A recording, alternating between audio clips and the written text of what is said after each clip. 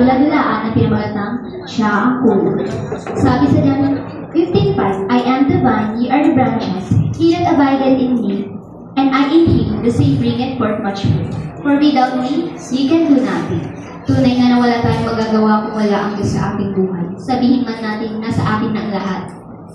Nasa iyo man ang kayamanan, lupa, bahay, kung saan na may magandang payo, iPhone 17 Pro Max na may 2 terabyte, kasikatan tulad ni Michael Jordan, magandang career, like engineer. At kung ano na ba, kung wala ang Diyos sa buhay mo, parang may kulang. Ito ang buhay ni Engineer Irish Macaludi. Sa edad na 35, ay masasabing successful. Dahil may malawak na construction firm, maraming flood controls project, sa madaling salita, paldong-paldo ang bank account. Magandang tanghali mga kabayan. It's me, your host, Angelica. Ngayong araw ay makakasama natin ang one of the most successful at expert sa flood control na si Engineer Irish Macaludi. Alright, Engineer, kumusta? Okay lang? My first question is, ano pong may papayo nyo or masasabi sa mga humahanga at gusto maging katulad nyo? Palagi po namin ng Panginoon sa lahat ng gagawin sa buhay dahil rags to riches ako really. Dati, isang supot ng asin lang ang nabibili namin, ngayon isang sakong asin na. And ganito ako dati. Flashback. Isang umaga sa Korean State University. Morning!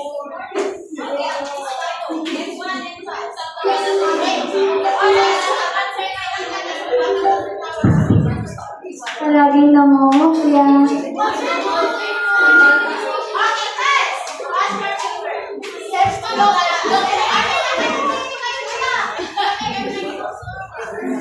Palaging nagkakating.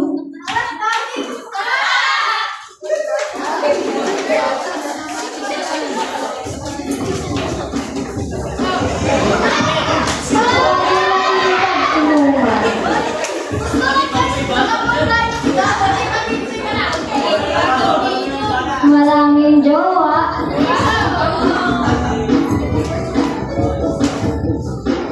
Hello, Money Bunch. Later na lang. I'm busy.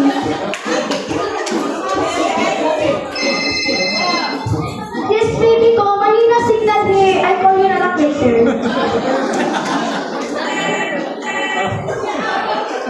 Hi, love. Maingay ngayon dito sa bahay. Mamaya na lang.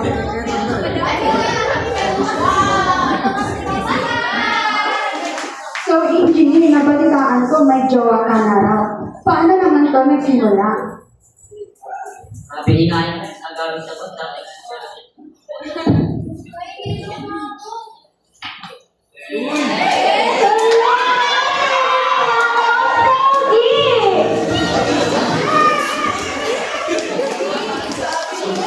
After 4 months, may nakakilala ako.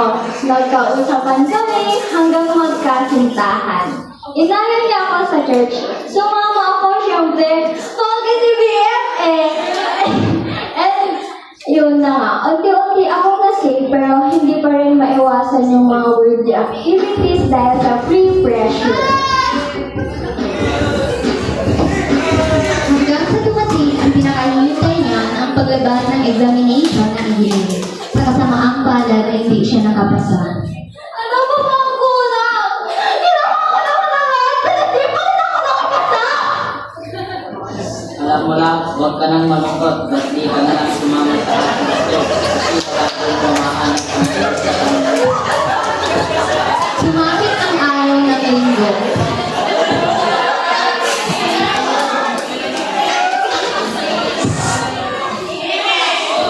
So, Engineer, kumusta naman ang naging buhay mo nung totoong nakilala mo na talaga si Cristo?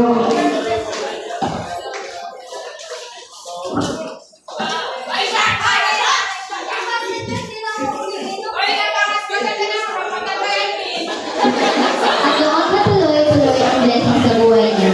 Magalipas na nilang buwan, nag-take ulit siya ng exam at finally, nakapasa na at naging ganap ng engineer. Pero may isang moment ng buhay niya na dahil sa mayaman na siya ay piling niya hindi na niya kailangan ang Diyos. Kaya kahit nasa kanya na ang lahat, ay parang may kulang pa rin.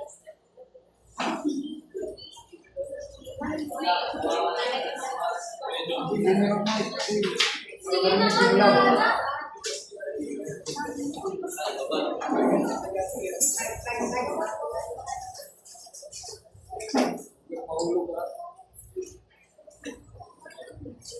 Magandang umaga mga kapatid.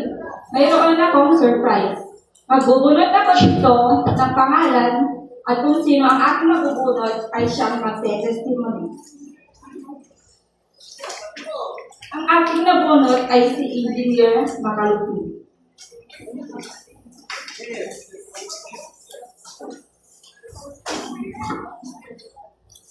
Akala ko nasa akin na ang lahat. Karera, pera, mga kaibigan. Pero meron pa rin kulang sa aking puso.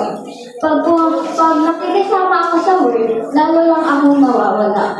Lalo lang akong nahihirapan. Pero nung unti-unti akong sumama sa mga Kristo, siya lang pala ang kulang.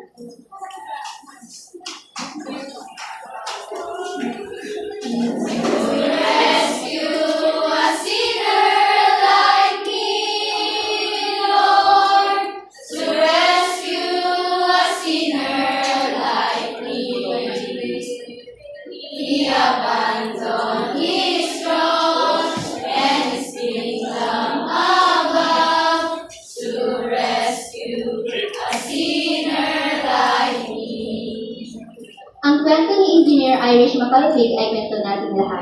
Sa bawat araw, nakahanap tayo sa pagpili kung sino ang ating susundin. Ang mundo at ang peer pressure nito ang daan patungo kay Kristo. Sa kayamanan at tagumpay ay pansamantala, ngunit ang tunay na kapayapaan na mula sa Diyos ay walang hanggan. Tunay nga sa pagpili kay Kristo ay siya ang magpapakumpleto sa buhay natin. Siya ang kulang.